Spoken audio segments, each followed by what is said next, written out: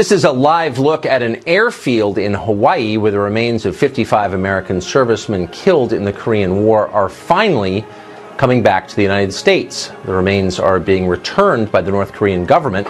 That's part of recent negotiations with the Trump administration. Vice President Mike Pence just spoke. We'll continue to monitor the transfer and check in with our own Pete Hegseth, who is in Hawaii, just a few minutes from now. Good evening. Welcome to Tucker Carlson tonight.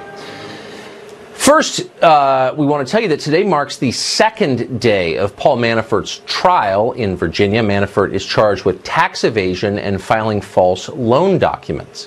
The average sentence for tax fraud in this country is a little over a year in prison, a year and 3 months. Manafort is facing 305 years in prison. He is 69 years old. He has never been charged with a crime. If he's convicted in this trial, Paul Manafort will die in prison. The left thinks that's just fine. Manafort ran Donald Trump's presidential campaign. They believe he deserves to die for that. Well, watching from the White House, the president tweeted this today about the trial, quote, "Looking back on history, who was treated worse, Alphonse Capone, legendary mob boss, killer, and public enemy number one, or Paul Manafort, political operative and Reagan Dole darling, now serving solitary confinement, although convicted of nothing? Where is the Russian collusion?" It's an interesting point, actually. Al Capone ordered the murders of scores of people. He got an 11-year sentence and was released after just 8. He was barely 40 years old when he got out of prison, probably because he never made the mistake of managing an unfashionable political campaign. The plan for Paul Manafort, meanwhile, is to ensure that he dies behind bars. Mueller's lead prosecutor in this case, Andrew Weissmann, is working hard to make sure that happens. If you were at Hillary Clinton's election night party in New York City, you may recognize Andrew Weissmann. He was there too, hoping to celebrate Hillary's victory. Now he is doing the next best thing, avenging Hillary's defeat. Keep in mind that in America, justice is supposed to be evenly applied. It may be the best thing about our country. Political differences aren't supposed to get you locked behind bars. And then came the resistance and everything changed. Opposing Trump became a matter of total war, whatever it takes, even if it means corrupting our justice system and ending a man's life. Dan Bongino is a former Secret Service agent, NRA TV contributor, author of the brand new book Spygate, The Attempted Sabotage of Donald J. Trump. Dan Bongino joins us now.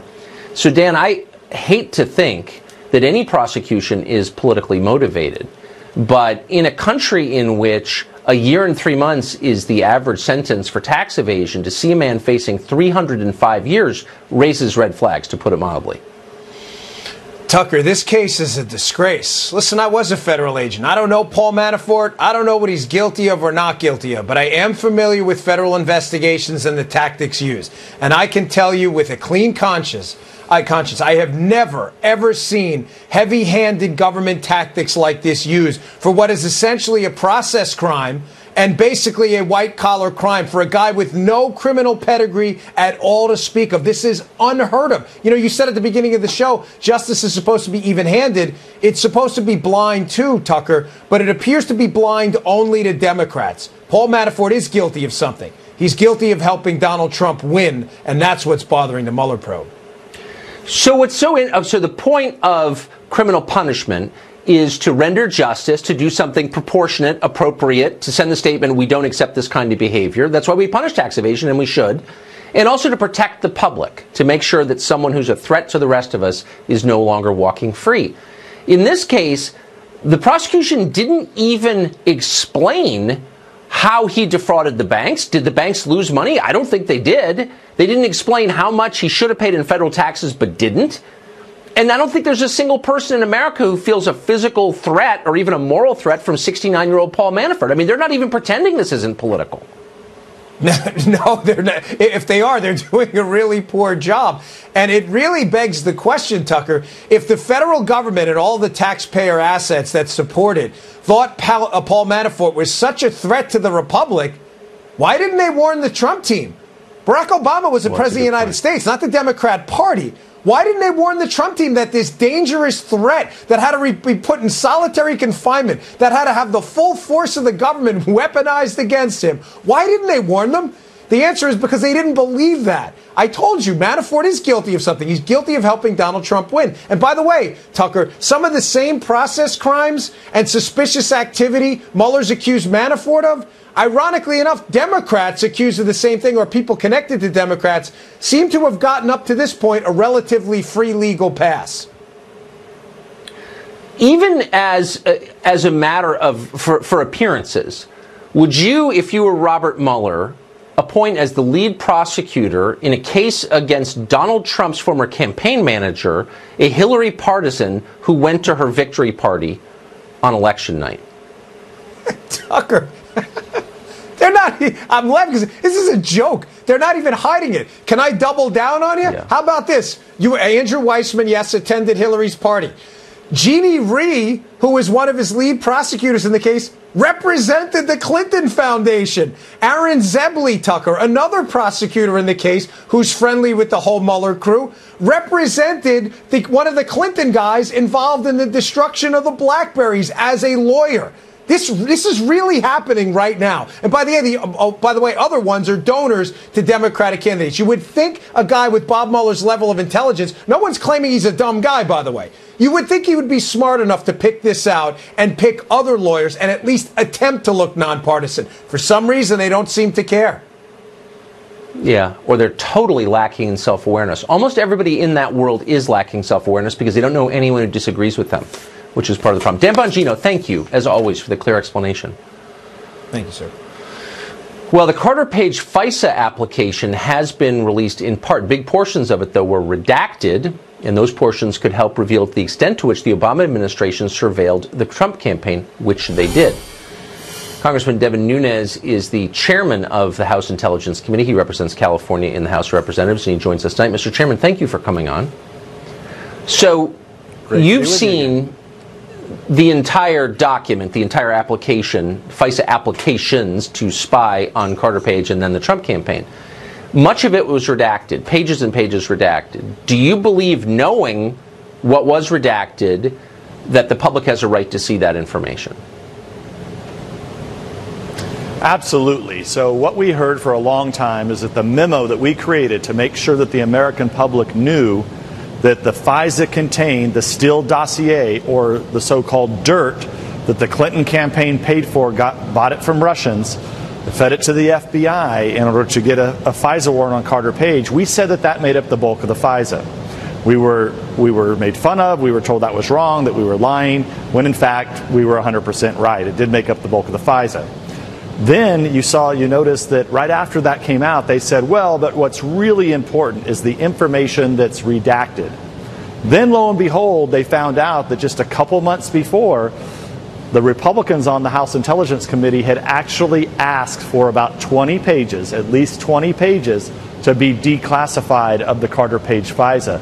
Those today, Tucker, remain redacted and hidden from the public. We believe that if the public saw that information, they would have a very clear picture to what Director Comey called a mosaic. And I think the public needs to understand, what is this mosaic that was created by the FBI, fed to the DOJ, fed to a FISA court in order to spy on an American citizen and effectively get information directly from the Trump campaign. Yeah, so here you have the Obama administration spying on a rival political campaign, specifically on a man who has never been charged for the crimes that were the pretext of the spying in the first place. And yet no one on the left cares at all.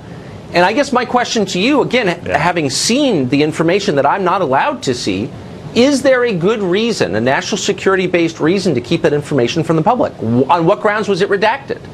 Oh, quite the opposite. There is a national security reason to make sure that the American public sees this in its entirety, because this is a phony FISA. Okay, the Department of Justice and the FBI put something together that is completely fraudulent in order to spy on an American citizen. It's our job as Congress to bring sunlight and full transparency to this, process. Then let's it's in the best do that interest now. of the DOJ and FBI to let that happen. Okay, then why don't you send it to me now, and I will put it on the air in the back half of the show. I mean it. I'm dead serious. You are the chairman of the House Intelligence Committee. Yeah. It is you are elected by voters to make these judgments. Bureaucrats elected by nobody are telling us, threatening us basically, that it hurts national security. You're the one with the power. Why don't you send it to me? We will put it on the air and let the public decide. Is there a penalty for that? Well, just remember, I'm not the one with the power. Now, hypothetically, could I go to the House floor, or could I go out in my official duties and tell the American public what's in the rest of that FISA? I could. However, I mean, you already see, remember, most of the media and the left is against us and against it. They don't want the rest of this out. They want to keep this hidden. Can you imagine the field day they would have against me or if any other Republicans talked about what is now classified information?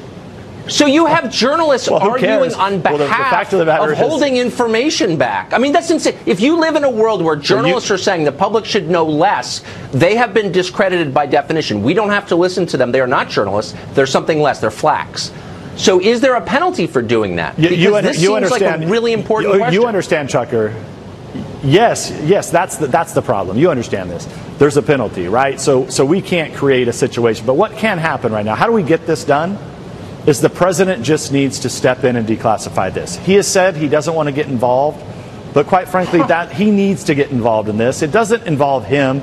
If he would just declassify it, then we as Congress would have no problem coming on your show and talking about this declassified information. Yeah, because there's no argument against can understand, it. And by the way, if you believe in democracy, yeah, well, I hope someone will leak it to me. I do. Because I think the public has a right to know, and I'd love to know why the public doesn't have a right to know. And I'd love all these anchors every day telling me I don't have a right to know. Really, why? Speak slowly so I can understand. It's infuriating. Mr. Chairman, thank you for all the work you have done. It is. And I hope someone will send that to me. We'll put it right on the air immediately. I promise you. Thank you. Thank you. Better IDs could protect American lives and the integrity of our elections, but they might make life harder for people who are here illegally. So, of course, the left opposes all that.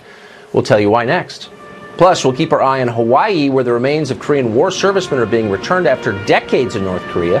Pete Hegseth joins us from Hawaii just ahead.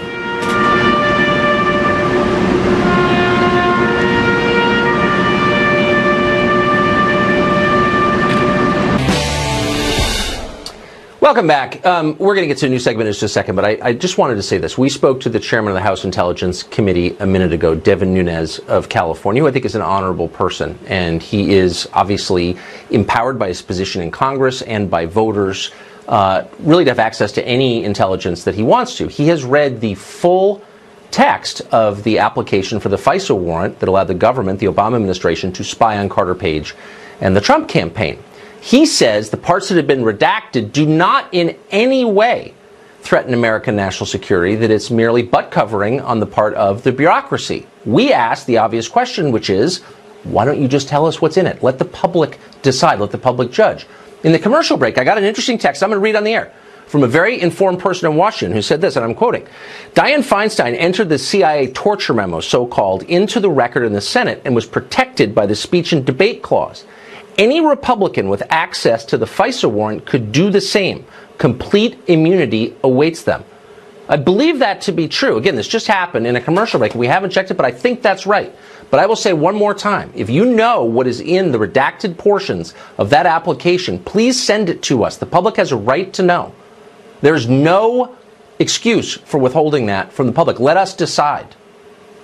Now to another big story. In the response to the 9/11 attacks, Congress passed a law, a famous one, requiring the adoption of a real ID across America. A lot of the hijackers had fake IDs. The real ID imposes various requirements on photo identification to make it harder to counterfeit. Beginning in 2020, you will need a real ID to fly on an airplane, for example. These IDs should make us safer and our elections more secure. So, of course, the left is totally opposed to them because illegal immigrants won't be able to get them. Joe Veronese is an attorney from San Francisco, a candidate for district attorney there, and he joins us tonight. Joe, thanks a lot for coming on. Thanks for having me, Tucker. So, I haven't checked the vote. I probably should have, but I don't think the Real ID Act faced really any opposition in the Congress because it seemed like such a no-brainer. If you have a government ID, we need to know that it's valid, it's real, it's for American citizens, and it kind of matters. 9/11 showed us that it matters. Why are Democrats suddenly against it? I'm confused. Well, I think that's why we have a passport. The passport essentially does that. This, however, is basically another attempt by this president to influence an election, and that's why the Democrats aren't for it. First, it was the meeting with the Russians, then it was the issue with the census question, and now it's the real IDs. It's a requirement that is basically it's a voter suppression strategy that will influence elections by discouraging and preventing special groups such as lower-income people, minorities from actually going to the ballot, and so that's why we're against it. I'm a little bit confused by this for two reasons. I'll just go in order. Yeah. One, you have to be an American citizen to vote in a federal election. So there's nothing wrong, of course, with requiring that only American citizens vote in federal elections. Do you agree with that? Well, not necessarily in San Francisco. We have a school board election here that we actually allow immigrants to vote in. In federal elections, in federal elections, it is a law yes, that you have agree, to be absolutely. a citizen. Yes. Okay. Absolutely. So, and the second question is, I keep hearing this line that poor people or African Americans don't have IDs. We actually checked the research on that, and it's totally false. There's no large group of people in America that doesn't have a government ID. There isn't one. But I'm wondering if you think it is patronizing for Democrats to say, well, black people somehow can't get IDs. Don't you think that's kind of a slur, actually? It's not just about IDs. With this, the requirements of the real ID are that you have to have a U.S. passport. And if you look at who has U.S. passports, you're talking about wealthy people, not minorities, higher educated people. And so only, I think, about 42% of Americans actually have U.S. passports. Another problem with this is that it requires you to show proof of residency, where exactly it is that you live. So there's some privacy issues there. And one of those documents is actually a tax document, your IRS taxes. Not even our president will show us his taxes. But this will actually require you to show a document like that. Okay, so you have to prove residency. I mean, wait, but hold on. So you must be against Social Security numbers, too, I would think. No, I'm not against Social Security numbers. Social Security numbers serve a specific purpose. This document doesn't serve any this would serve a specific purpose. Oh, it doesn't. So the U.S. No, it doesn't. has you have U.S. passports. So we don't have. So when but you just hold on. You just said only a minority of Americans have U.S. passports. You're making an argument for and against passports within a minute of each other. Even for an attorney, that's pretty impressive. You just said this is wrong because it requires the use of passports, and in the next sentence you said people can just use passports. It's not just the use of passports. I do believe that you should have a passport but pick a side on the passport thing. Abroad, and that's a specific purpose for that specific document. So if the government's trying to say you need to be a U.S. citizen to vote, then why not require them to get a passport? This actually requires them to do much more, and it requires the state to do it, which is the problem. Because the next requirement, as you mentioned in your prologue, was that this is going to be applied to voters, and that's where the rubber meets the road. Well, that's only in my wish, because somehow Democrats are claiming that it's racist to get someone's ID before he votes, but not racist to get ID before he gets welfare benefits or checks into a hotel or gets a job or opens a bank account or flies on an airplane or does anything else in American life. That's not racist. But asking for ID is racist because somehow black people can't get ID, which is the most patronizing, I would say borderline racist assumption I've heard this week, right? Well, no, I mean, we statistically, we have seen that lower minority people and that this ID has been used as a process. Yeah, has been lower income people and minorities, that the requirement for IDs has been a segregation tool historically. And so that's why the Democrats... lots of things have happened historically, but right now, every lower income person in America has an ID because you can't live without one. You can't get any benefits, you can't participate in any part of American life without a government ID, period. So everybody has a government ID, and Democrats throw up these fake studies, which are totally false. Like, everybody has an ID. We know this, right? Where are these people who don't have IDs? Do you know where they live? You shouldn't be prevented from participating in American, every aspect of American life if you're not a citizen of the United States. And that's what this is basically requiring, is that you are a citizen of the United States. Okay. That's really exactly the point. Do you think it's racist to require a government ID to get on a plane or check into a hotel? No, of course I don't. Oh, you don't. Okay, just checking. Okay, Joe, thank you. Great to see you. I love that. I don't know why. It's hilarious. All right. Our election system is supposed to be safe from efforts by non-citizens to vote, but thousands of non-citizens are already appearing on the voter rolls. You'll hear on other channels, that's a myth. It's not a myth. It's true. Some of them are casting ballots. J. Christian Adams is president of the Public Interest Legal Foundation. He joins us tonight with details. So, Christian, we keep hearing that's untrue. It's never happened. Is it true? Prove to us that it's true. Well, you can go to our website at publicinterestlegal.org and pull up the original records, Tucker, of the dozens upon dozens, hundreds upon hundreds of people that are getting onto the voter rolls from Russia, Canada, Mexico. And some of them are tragic stories. Refugees from Sudan who said, I told them I wasn't a citizen, but they kept pushing me under motor voter to register to vote, even though I told them I wasn't a citizen. Well, I mean, how does that happen? I thought that there would be, since it is a federal law barring non-citizens from voting in federal elections, there would be some mechanism to prevent it. It seems like there's a mechanism to encourage it. Right. It's the broken motor voter system. What happens when you go into any DMV office is they're pushing you. And in places like Pennsylvania, we know that there was a glitch for 2 decades where non-citizens were getting on the rolls. We just published a report called Stealing the Vote about Pittsburgh, where non-citizens were getting on the rolls. They were voting. They were begging to be removed when they got their citizenship applications because they could go to jail. And so what was happening was people were marking, yes, I'm a citizen, but they were from Russia, or they were simply lying over and over again and voting. College students and get out the vote drives were registering and voting, even they're from other countries. The system does not have a check. That's what people need to understand. There's no verification. It's an honor system, and that's why so many aliens are getting on the rolls. Exactly. And the same people who lecture us about the sanctity of our democracy and the efforts of foreign countries to subvert it are the same ones pushing this garbage. Christian Adams, thank you for the work that you do on this. I appreciate it. Thank you, Tucker. Well, the group organizing California's secession plans for the United States are back with a new scheme that would take half the state and make an Indian reservation out of it. Amazing! Their leader joins us to explain next.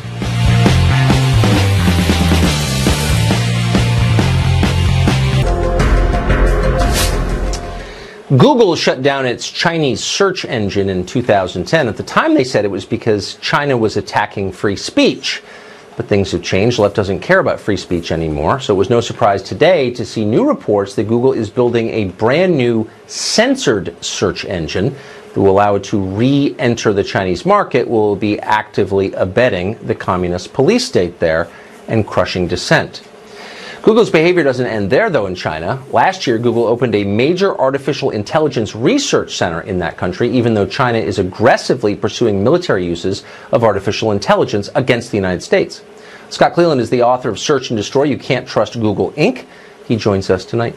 Scott, good to see you. So if your corporate motto was don't be evil, it seems like helping a communist police state crush dissent would fall into the evil category, right? Absolutely. I mean, we're talking about how can you mess with 1.4 billion people? How can you aid and abet the oppression of the largest country in the world? So it's definitely... It's hard to believe that a country with the market cap that Google has, the most powerful company in the history of the world, maybe the richest country in the company in the history of the world, would be so desperate for more market share that they would help prop up a police state, but that seems like what they're doing.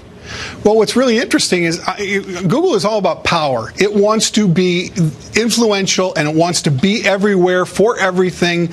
And so that it can't stand the fact that it's not playing in China. And because it sees 1.4 billion people that it doesn't track and it doesn't know about. And so that's really what they want. They really covet power, and information is power to them. That's what's always scared me about this company is, it makes no sense to centralize all the world's information in one place and controlled by one person.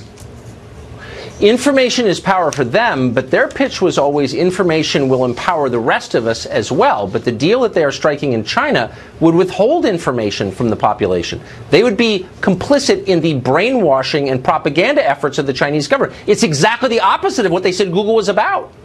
Look, what they're doing is completely opposite of what they promised everybody or what they've said they've stood for. They've said they were don't be evil. They were for freedom of speech. They were for a free and open internet. They were for net neutrality, which is never supposed to block anything.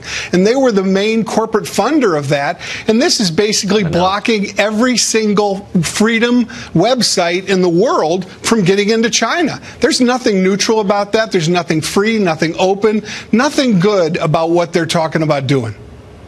No, it's fascist. And where the hell is the American left on this? Why are they continuing to defend this company which is aiding, again, in the oppression of a police state of its own people? Hopefully they're going to come around, because this one is completely indefensible. I mean, even Google themselves stood up and said, we can't do this. This is too bad. Yet 7 years they're coming back and doing it in much larger scale than they were going to do before. Yeah. Congress should take action against Google immediately, in my opinion. Scott, thank you very much. It's good. Thank you for that perspective. Yes. And for your book. Thank you. A historic ceremony in Hawaii tonight. The remains of Korean War dead have finally been returned after more than 60 years from North Korea. We'll go there live just ahead.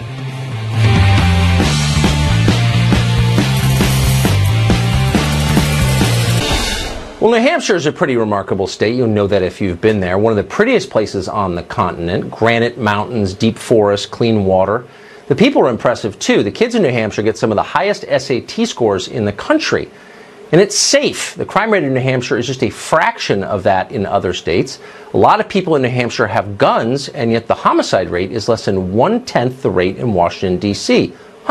Very few New Hampshire residents are in prison. It's got one of the country's lowest incarceration rates. Most of them are working. The state has one of America's lowest unemployment rates. In contrast to places like Illinois, New Hampshire is gaining population. People want to live there, not surprisingly. And yet, according to the New York Times, New Hampshire needs to change desperately and immediately. Why is that? Well, in a story over the weekend, the Times explained that New Hampshire is, quote, nearly all white, 94%, and this has caused, quote, an array of problems. The paper doesn't prove that this is true. In fact, there's zero evidence that the demographics of the state hurt the people who live there. New Hampshire's actual problems, and it has some, have nothing to do with race at all. Instead, though, the Times argues that New Hampshire's whiteness is inherently offensive to others, especially immigrants. The paper interviewed a woman from Columbia who complained that she cannot find enough Spanish speakers in New Hampshire, and that is unacceptable. According to the New York Times, Americans have an obligation to change their culture to suit foreigners and not the other way around. But more than anything, the paper says, the state must become less white quickly, like the rest of the country. Its current demographics are an outrage. A group of self-appointed officials and business leaders is working to change the racial makeup of New Hampshire right now. Thank God, says the Times. What's so striking about this story is how ordinary it is. You hear things like this all the time from liberal outlets. Some races are better than others, they claim. Some are just plain awful. Well, that's pure racism, of course. It's the very definition of racism. But it's so ubiquitous on the left that hardly anybody notices it or questions it. You're not allowed to, by the way. Your job is just to nod in bovine agreement. Yes, diversity is our strength. But nobody should agree to that. It's wrong. And it's dangerous. Attitudes like this will destroy our country faster than anthrax and Al-Qaeda combined. Racism is poison. Let's be clear so that even the bigots of the New York Times can understand. No race is inherently better than any other race. There can't be too many of any group. Are there too many Chinese in Beijing? Too many Africans in Congo? Of course not. Those are stupid questions. The same is true for the people of New Hampshire, many of whose families have been there for hundreds of years. There is nothing wrong with the way they look. They're not defective or inadequate because of their skin color. It's amazing you even have to say that. But nobody is defective or inadequate because of his or her skin color. All of us should remember that and demand that our leaders remember it too. Many have forgotten it. Well, the remains of Korean War dead held for decades in North Korea have finally come back to U.S. soil. They're in Hawaii tonight. Vice President Mike Pence was on hand to receive the remains. The historic event finished just a few minutes ago. Pete Hegseth co-hosts Fox and Friends on the weekend, of course, and he joins us tonight from Hawaii. Hey, Pete. Hey, Tucker. Thanks for having me. How is it? It was, I got to tell you, being in that hangar it was an emotional experience. First of all, before it even started, very apropos, the song Amazing Grace played.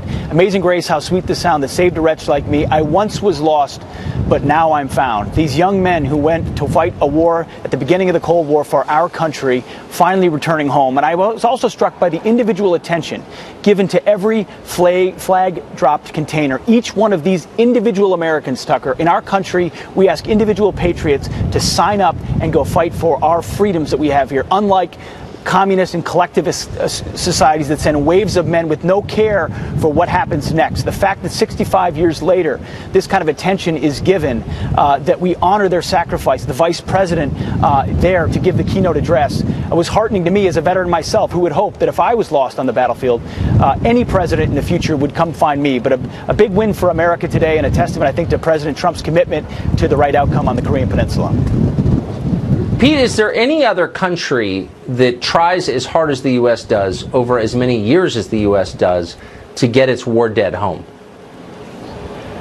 Absolutely not.